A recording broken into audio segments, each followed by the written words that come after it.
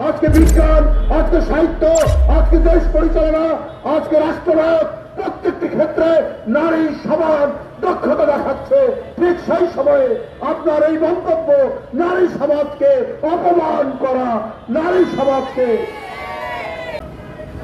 বন্ধুরা, শফিক সাহেব বলছেন যে ফেসবুকের তার আইডি এটা হ্যাক হয়েছে। তো এই অল্প সময়ের জন্য এটা হ্যাক হয়ে গেল।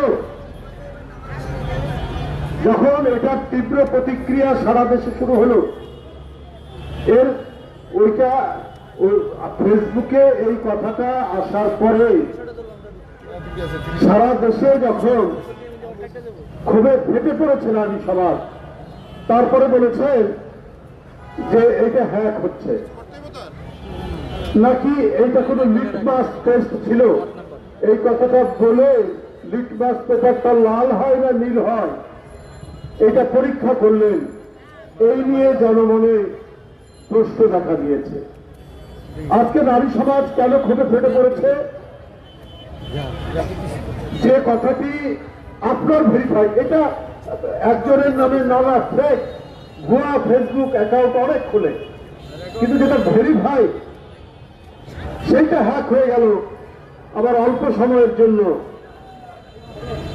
এটা তো খুব রহস্যজনক, খুবই রহস্যজনক। আপনি একটি দলের প্রধান, অন্যান্য রাজনৈতিক আমাদের অনেক সমালোচনা থাকতে পারে, আপনাদের রাজনৈতিক কর্মসূচি কার্যক্রমের ব্যাপারে আমাদের নানা বিরূপ মন্তব্য থাকতে পারে, সমালোচনাও থাকতে পারে, কিন্তু যখন একটা কমিউনিটি মানব সমাজের অর্ধেক অংশকে আপনারা বিকৃতভাবে উপস্থাপন করবে, তখন তো কেউ বসে থাকবে না।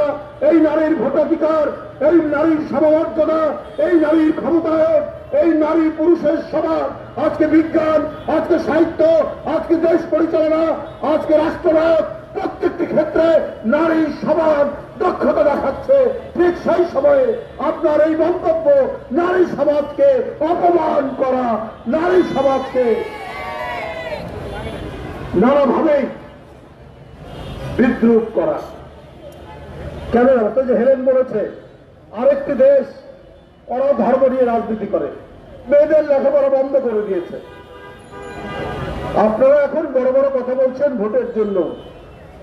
আপনাদের অন্যান্য জায়গার আচরণ দেখে তো মনে হয় আপনারা নারীদের প্রতি কি আচরণ করবেন এটা এখন কি বোঝা যায়।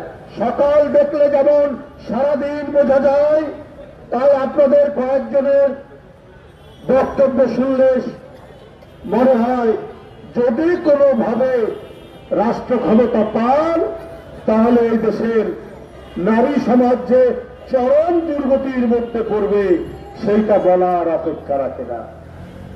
কোন কোন জায়গায় এই ধর্মীয় রাজনীতির আমরা যে জঘন্য রূপ, বিকৃত রূপ দেখেছি।